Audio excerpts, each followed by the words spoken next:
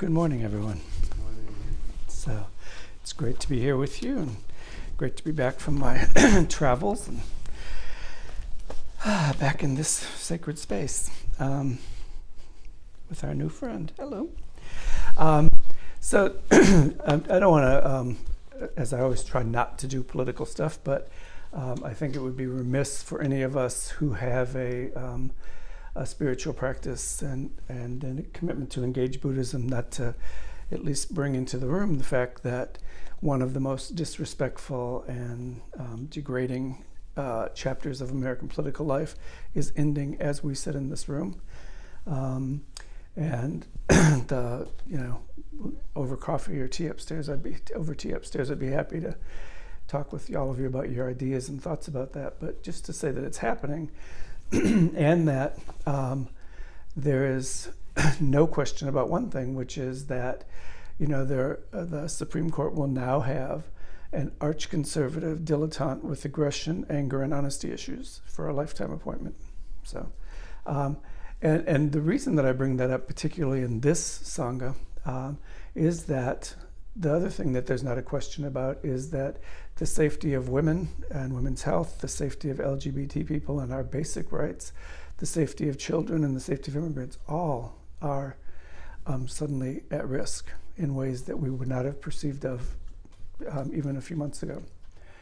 And so I bring that up because I think, as Buddhists, we don't live in the future and worry about stuff, but we are called to be mindful and to bring who we are and what our practice is into the world. And so I think that's all I'll say about that, is just that as I practice and try to figure out how to practice in that world where that happened, that becomes a challenge for me. So onto the thoughts for the day and so forth. Last month, Mio spoke and referenced this book called Ambivalence, and I was immediately enamored of the title. And as Mio said to me afterwards when I asked for a book from the library upstairs, that the title, there's some good stuff in here, but the title might very well be, it was all downhill from there.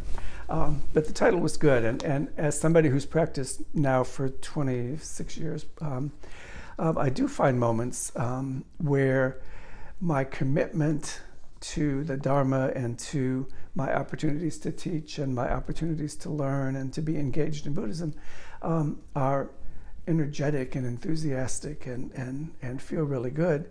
And there are other moments where one could perhaps feel like, with all that stuff that I just described going on somewhere else, and here we are sitting in chairs or on the floor in some version of garments of medieval Japanese monks, and talking to each other yet again another Saturday.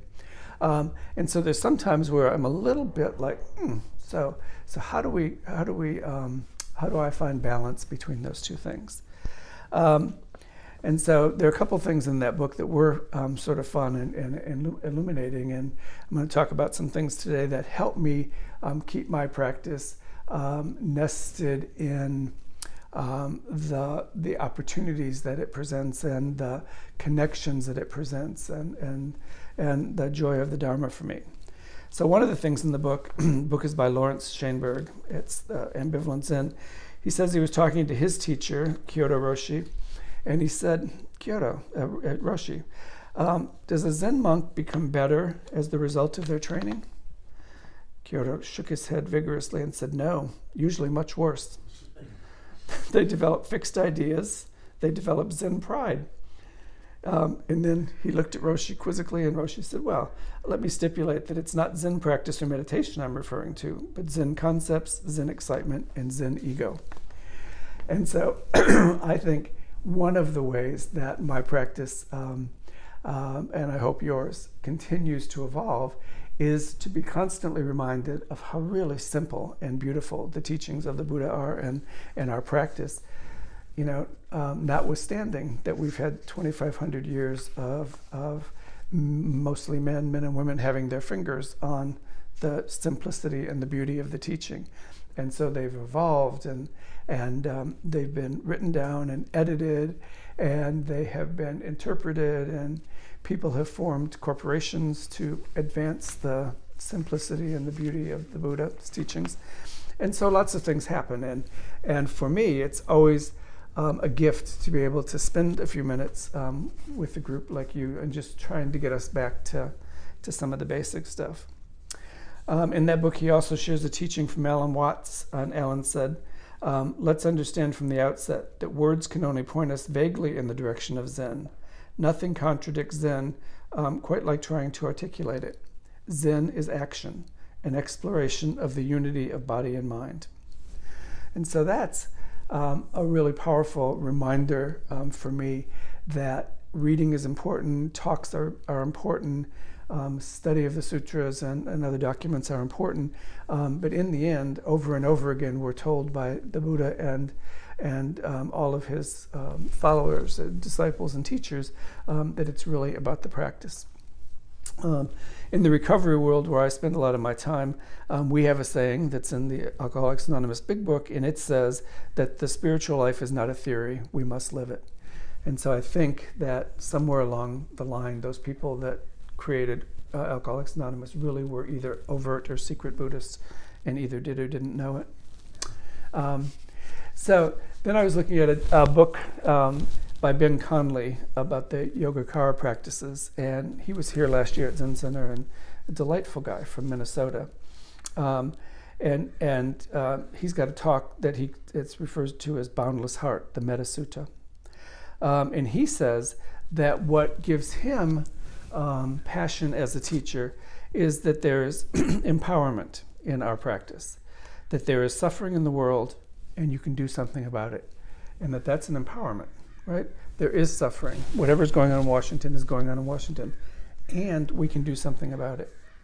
And so probably most of us are a little quizzical about that, because if we could do something about it, surely we would have, or, But the fact is we can.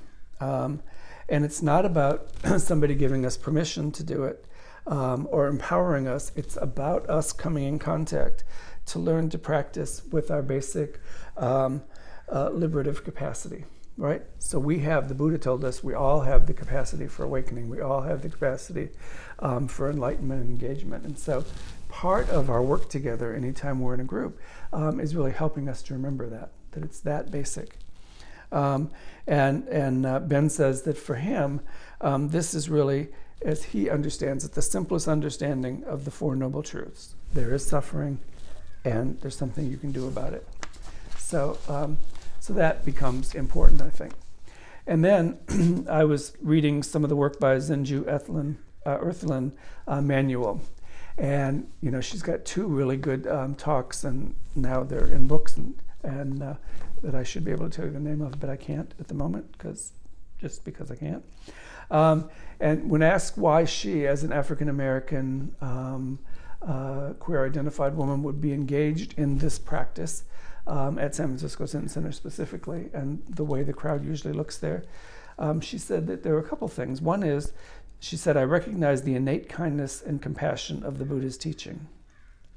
And she said, recognizing the teaching as something that she had been yearning for.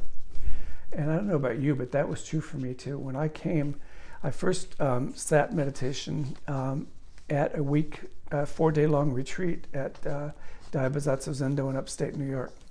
And I've talked about that before, but I showed up there not having any idea what I was walking into. Somebody had referred me to the idea of meditation. And so, of course, being at that point, somebody who was still an addict. And so I probably, blew up a whole head of Coke and then took off for New York and arrived at the door, and they said, so you'll sit there and face that wall. And I said, and then what? And they said, and then it will be Sunday night. So it was like, oh my goodness. But I knew somewhere during, not that first day, to be transparent, but I knew somewhere in the second and third day that I was at home. That the way my life had been unfolding and the speed at which all of this was both moving and disconnected from all of this, was something that I knew about, and but was just vaguely aware. Mel Weitzman describes it as like those old refrigerators, and they buzz and they hum and they buzz and they hum. And after a while, living in the apartment or the house, you sort of get used to it, and then it stops, like this, and it's like, oh my goodness, wow, what's that? Sometimes it can actually be jarring. It's like, whoa, where's my white noise? But the fact is, it's there all the time, and it is annoying, and it your brain has to take that in and process it if it's always there. And so when it stops, Mel says that's that moment, that's that pause moment. And so for me, when I got to my first meditation retreat, that's what happened. Somewhere in the second or third day, it was like, oh, I'm home. There is no buzzing refrigerator in my head at the moment, and that's a really good thing. And then she says that, back to Earthlyn, she says, I welcome the Dharma as it has welcomed me long before I got here. And so that's that teaching that we're also familiar with the Buddha, that we all have everything we need to be awakened, and that there is no difference between men and women, between LGBT, straight, and non-identified, and transitioning, and everybody else, that there is no difference. So I think that when I want to keep it simple, one of the things that I go to are the 3 pure precepts. And for me, those basic precepts just are a real way of keeping it completely simple. Yeah. And it reminds me that Buddha nature is not something we study or have to strive for, but it's something we are. So I think Suzuki Roshi, when he taught about the 3 pure precepts, he used some of these words. He said, it's really about to accept what is as it is. To accept what is, to accept what is as it is.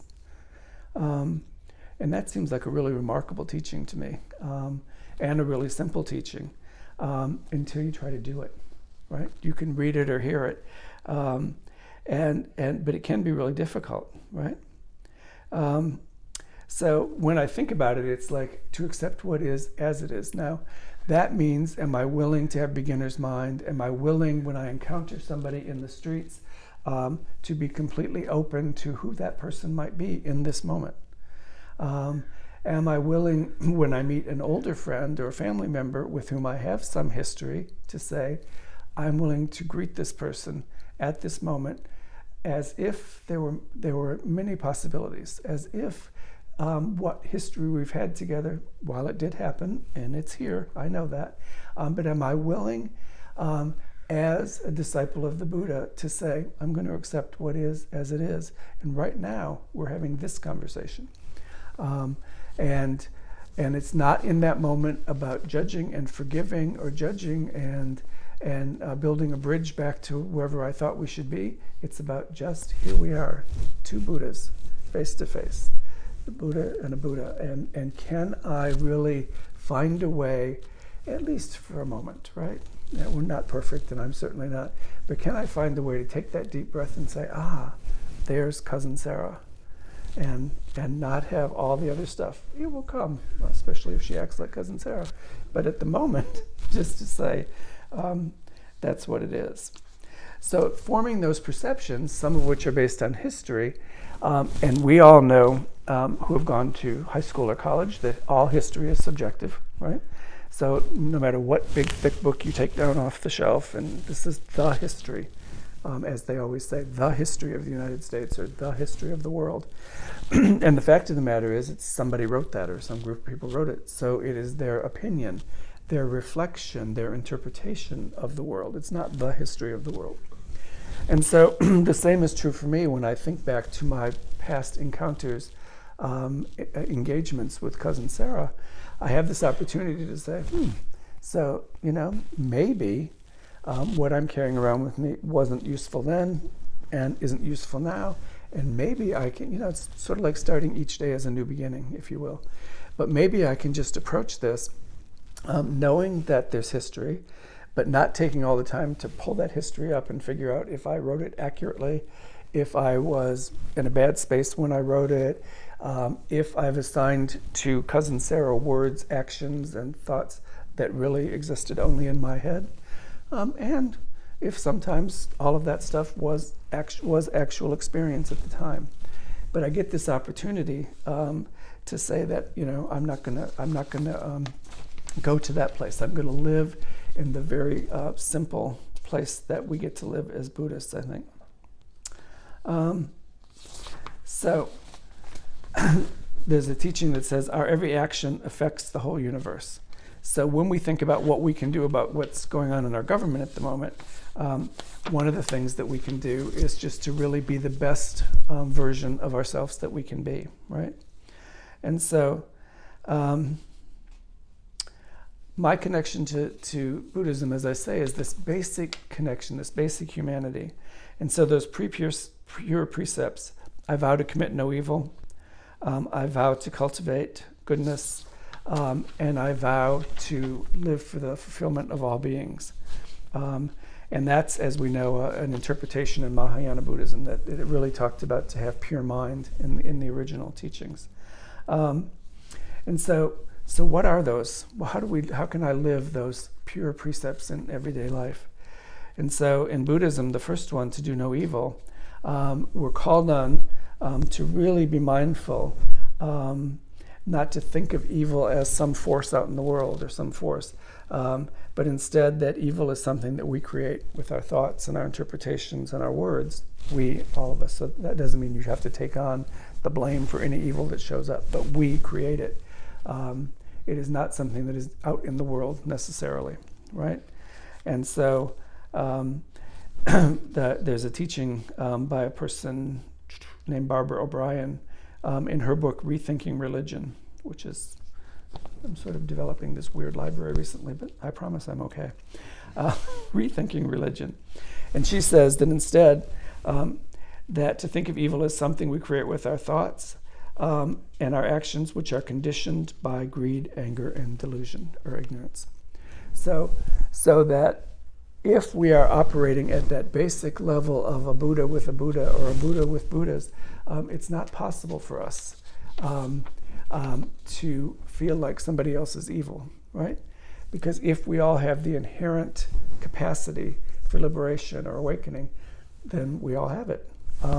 And so somebody may be using words or language that are hurtful. Somebody may be doing things that are potential for harm. But what we get to do with that is that we do no evil. We avoid evil. And so each of us decides what that means. To do no evil is, I always think of Justice Brandeis when they asked him about pornography, and he said, I'm not sure how you define it, but I know it when I see it. And I think evil is that same way. We each have to figure out what our ethical comfort is, where we can be in a place of capacity, Buddha to Buddha, and not be in a place of good and evil. The path is easy for those without preferences. John Daido Loori says, practicing good is not a moral injunction, but a realization itself. The point is a bit difficult to understand or explain, he says, but it's very important. We think we practice to attain enlightenment, but teachers will tell you we practice to manifest enlightenment. So that becomes an important, guiding principle for me as I do this work. Again, in the recovery world, we have a saying that says each one must carry the message. And in recent years, that's been revised to say you are the message. So when you go out, you are the message. And you don't have to go doing a lot of talking and showing. Just live as if you were. So the second one says to do good. That's our second pure precept, to do good. And Steve Stuckey gave a wonderful talk at one point, and I've heard others say it. But to do that which is wholesome, that gets it out of that sort of concept of us having to figure out what's good and evil. Because as soon as we put on our judging mind to figure out what's good and evil, we're sort of up off the zafu and into chaos, or at least potentially. So the word in Buddhism is kusala, from the Pali, translated as good, but also translated as skillful, right? So doing what's skillful or doing what's wholesome, as I said. Again, Daido Loori says, good neither exists nor does not exist. It is simply our practice. Good neither exists nor does not exist. It is simply our practice. And he says that just as evil manifests when our thoughts, words, and deeds are conditioned by the three poisons, greed, hate, and delusion, good manifests when our thoughts, words, and deeds are free of those three poisons. So this takes us back to an original verse. He says, from the Dhammapada, which tells us to cleanse or purify the mind, right? And so that I was looking, bouncing around on the web, looking for purify the mind. What that sounds like self-help in a cult. And so I found a quote from Reb Anderson that says, purify the mind is a kind and gentle encouragement to let go of all dualistic, selfish motivations in your practice, refraining from evil and practicing good. The Buddha taught that compassion depends on the realization of wisdom, in particular, the wisdom that our separate, permanent self is a delusion. So if you think about meeting Cousin Sarah on the street and that history that I bring with me, I know that the history has to do with perhaps how I perceive that she has engaged or treated me in the past. And that's how she has treated me. And all of that is an illusion or a delusion. So I get this opportunity to say, if I'm going to not do evil and do good, I get to try and have this moment as just this moment. So the third one says to save all beings, right? And so this is, if we think about bodhicitta, the compassionate wish to realize enlightenment for all beings, not just oneself. It's the heart of our Mahayana tradition. There's a teaching that says that of the third precept, absorption is the good of selfless liberation spontaneously overflowing into nurturing all beings. That's pretty good, huh?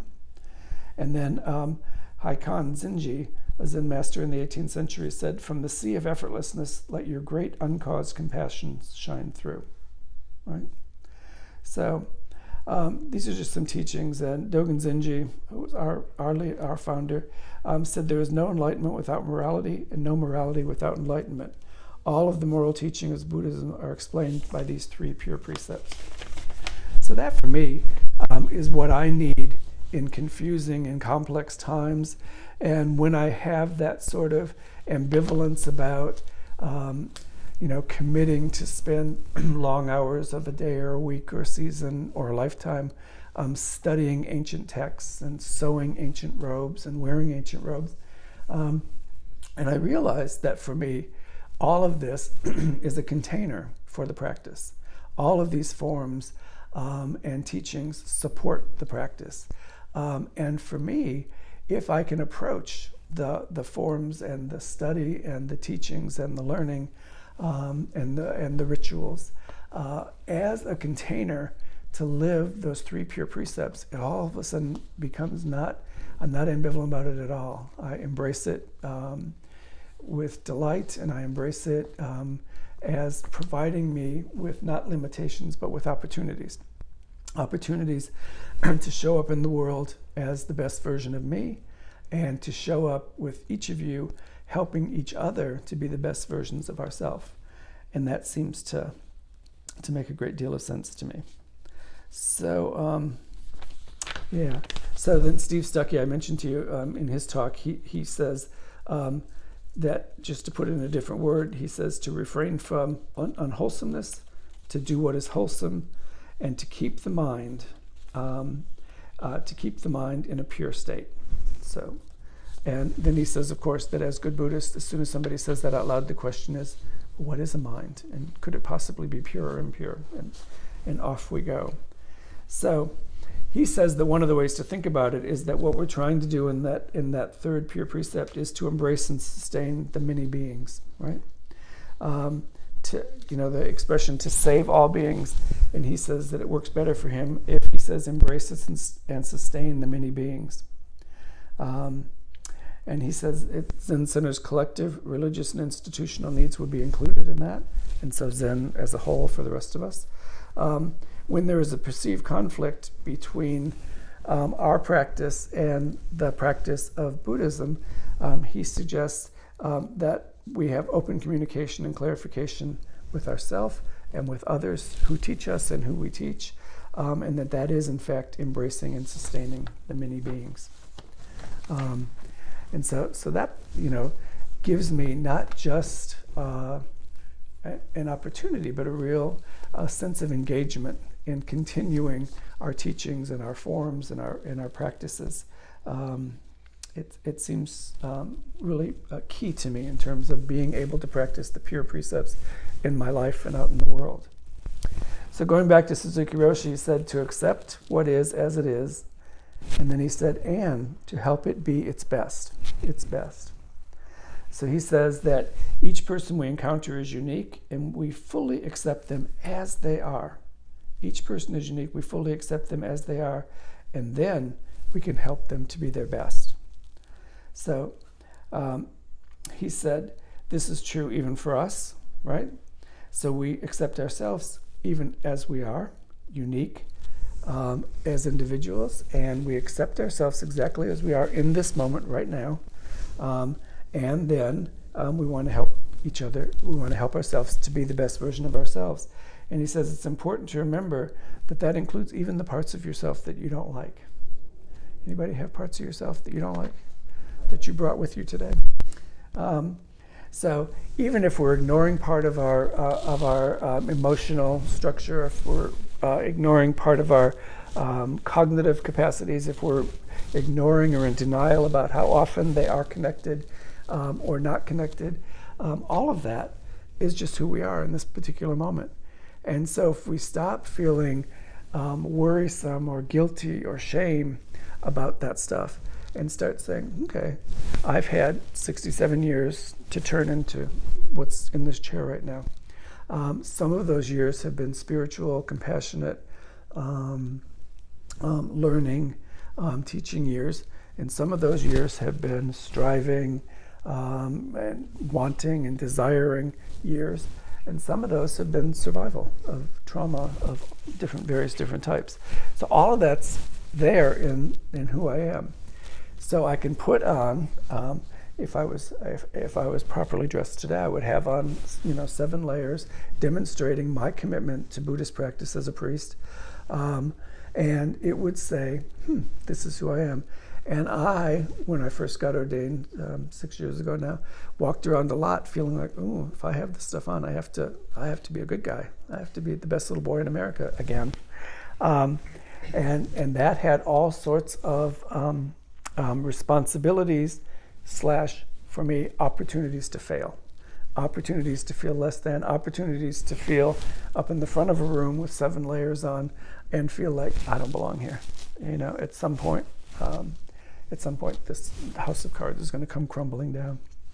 So what I learned from the 3 pure precepts, and as we practice them, is that I am in front of you as me, and I am with you as you, and today this is what we got to work with. These are who we can engage with, who you are today and who I am today and who we are as a group today. So those are who we can engage with. And that makes all the difference in the world, because that then is about doing good and avoiding evil, and gives us that opportunity. So I think that's we're getting close to time, and so I just want to say that for me, this has been an interesting last couple of years. A lot of changes in my life and a lot of changes in my practice, and retirement and travel, and traveling is always good, because you go someplace on this particular trip where I don't speak the language, and so suddenly I get this real opportunity to say, so if I have a need or a desire, because we have our teaching in Buddhism that, we spend a lot of time worrying about, if I have desires, that's bad, and I shouldn't have desires. And then we get to a little more advanced place and we say, but everyone has desires, and it's how we work with desires. But I don't know about you, but mostly people I know don't actually get to a point of believing and engaging that. And so then we figure out that desire is just desire. It's not good or bad. Like so many things in our practice, it just is. And there are going to be things we need for our body, our spirit, our mind, in order to survive. And so if you're traveling alone and you're in a country where you don't speak the language, one of those things that you probably need is just the opportunity to talk to somebody, right? And so that's pretty basic. The opportunity to watch myself engage with. I was on the Mediterranean coast for a while, where they have a wonderful developed culture in which they eat not one single bit of food that I like.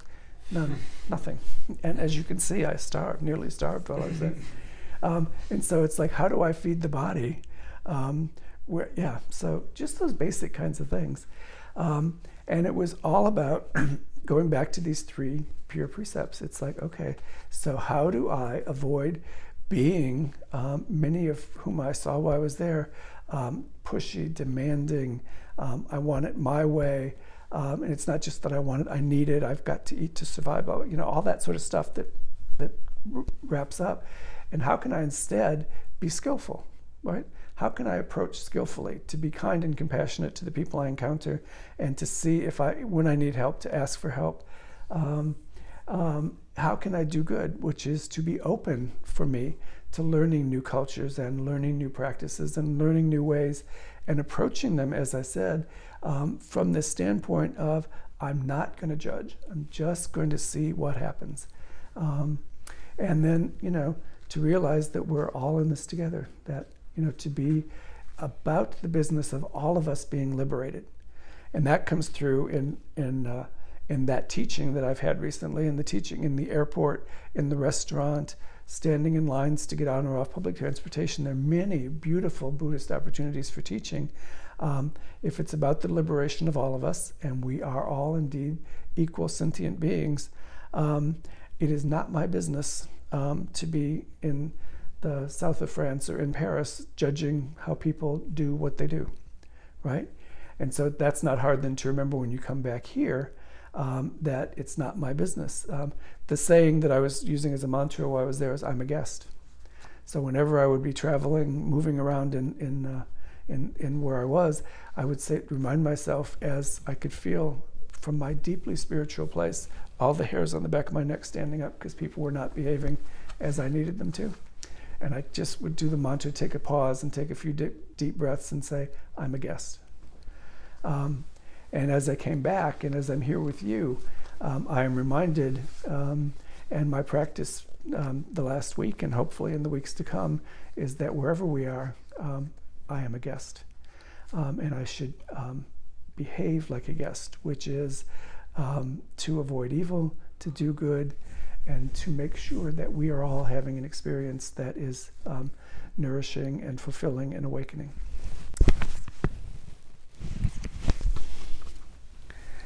Any questions or thoughts? Examples of how you engage the pure precepts? I always struggle with some of the language sometimes in the pure precepts. So I appreciate the wholesome. I like that more than good. And the save all beings, I know, it's not save all beings, but that help word is always sticky. Mm-hmm. Because you were talking about history having perspectives. Help is also kind of based in a lot of perspective sometimes. Yeah, and there's a fair amount of writing right now that you can find, and we can talk about, that really talks about the importance of knowing when we say to engage or to embrace and sustain all beings, which is Steve Stuckey's words, embrace and sustain rather than help, because we're not in charge. And if I say I'm going to help, that word is beautiful and wonderful as a word and a concept, but what it usually means is I'm going to help because I got something you don't have. I have some special gift of knowledge that you don't have yet. And I think as an example, the Zen forms are a wonderful example of that, because there's hundreds and hundreds of things that you're supposed to do, and nobody gets them all right, no matter how long they've been practicing, right? In talking about, and so you get this opportunity to help, to ask for help, to be available for help, to get help, to give help, with it not being I mean, because I don't know about everybody else, but I've been practicing for 24 years, and still, if I get something wrong, I want to be helped. I want to be guided and shown. And yet, when somebody says, when you come into the Zendo, you should sit facing the wall instead of wherever I was sitting, and it's like that. What happens immediately in my body is like, what do you know who I am? And then I take a deep breath and say thank you. Hopefully, an immediate deep breath and say thank you. Sometimes it takes a few breaths, but that's like really important. When Suzuki Roshi was talking about the precepts, or probably way before him, but he's where I read it. He said that the 3 pure precepts are written so that a 3-year-old can understand them, and they are written so that an 80-year-old must practice them every day. So, yeah.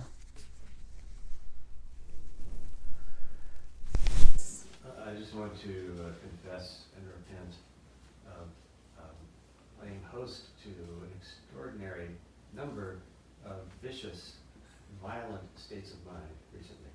Ooh. So I just want to say that that's been happening. And it's unfortunately tied to conditions in our nation at the moment. That's not an excuse, but that's just a reason, I guess I would say. Yeah. So I think the key thing there is to, let us love you and you love us, and we're all going through that, and we will be going through that together. So we'll talk more about that upstairs when we can be more colorful. Okay. Yes. You talked about desire in a way that maybe triggered, I don't know if that's the right word, but brought up something for me, which is that for several years now, I've been noticing that, and maybe it fits with accepting things as they are or not, but having or not having anything beyond the most basic needs seems to be one of the major keys to suffering or not suffering. And living in need and want, or living in acquisition, or those ideas of need and want far beyond our needs seems to be our whole culture now, in my experience. And not participating in that feels like being a foreigner, being a stranger in an odd place, but participating in it in the way that I did before, fully stepping into practice, is impossible now. And I just more and more see that living in need and want is ideas of need and want that are broadcast constantly and seem to be the bulk of suffering and around me. And when it arises, it's about not accepting things as they are, meaning what I have, what I don't have, what opportunities I have, what opportunities may not be coming to me, what respect may be coming to me or not, what help may be coming or not. It's all wrapped up together in this one thing. So thank you for talking about that, but I just wanted to say what came up for me. Yeah, thank you. Thank Yeah. you. I think that's, we desire is just desire. And so depending on where we are in our lives, and we've been here, and then here, and then here, and then here, and here, and that's, desire is always going to be different. And I think for me, what I try to practice with is like being okay with, I have a desire to have something, but then to sit with that for a few minutes, like, because that for me becomes the refrigerator noise that Mel talked about, right? It's like, I recently joined something called Amazon Prime, I think it is, and I can order a book on Muni on the way to work, and it is at my house when I get home, and that should never ever have been introduced to me. Because books were spiritual books and work-related books, so that was but there's Amazon Prime isn't just books. It's many, many things you can have delivered to your house by 5 o'clock. And so as an older person who lives alone, it's nice to come home and have a present waiting for you, even if you ordered it and bought it yourself. So I've been working with, so I first of all, do not need to open Amazon Prime ever again. Certainly not on Muni on the way down to a meeting or something. But the desire, the idea that, isn't that fun that I can do that?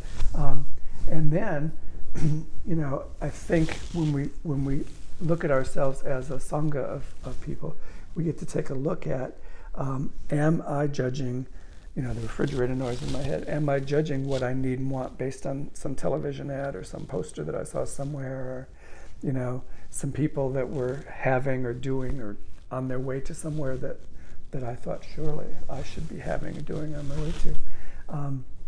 And that, there used to be this wonderful song in the 60s or 70s, When the Revolution Comes. And in the song they talked about all the things they would do when the revolution came. But in the meantime, they were kind of going to, it's like, when the revolution comes, I will be all about sharing all of my money with everybody else. But I'm not going to be first. And so that was just it was an interesting frame back then for the call for everyone to join this thing. And the fact that as human beings we're a little resistant to that sort of radical change. But then I try to remember, to avoid evil and to do good is to be as open as I can to that everybody has different desires, and how can I fully accept you as a unique and wonderful person, and then somehow work together to help each other. And that for me is the beauty of this teaching. How would you accept people without knowing them? Well, so I think, good question. And I think that's one of the things is that we have a tendency to know. If you walked into my living room or my office, I would know some things, right? And if I'm practicing this set of teachings, I would not know anything. Like I might assume because of your age or your ethnicity or the way you're dressed or what office you came to, I might assume a bunch of things. And so what this teaching suggests is stop and really be fully open to getting to know the person. I just feel like acceptance is just empty word, because it's just an empty word, really. Mm-hmm. Because there's communication is not happening, there's a connection is not happening, so let alone acceptance, let alone all the empty words. But sometimes you have acceptance, right? Or have been treated with acceptance. Well, there's a pressure to accept by society and culture, but it's just not really. It takes time, years. Yeah, it takes time, especially if you start from not making any assumptions. Even, as I mentioned before with Cousin Sheila, even the assumptions that are based on some experience and history. Am I willing to greet her as the person she is today and get to know each other today and accept her as the person she is today? And that's where the hard work is, because if you tell me I have to do that, as you say, we're all, I accept you, Sheila. Yep, we're on this. But the fact is that being nice, right? That's being nice. And what this practice calls us to do is to actually let go of all of my interpretations of who she is and start over. Start from, and then, when we talk like this, somebody will always say, well, what if that person you're talking about is not Cousin Sheila, but Uncle John, who was the abuser? And do I forget the history? And for me, that's seems obvious that one would not. And then it gets into a debate that is not useful to my practice. It needs to happen, and it does happen, but it complicates things unnecessarily. It goes to a level I don't need to go to live most of my daily life. Okay.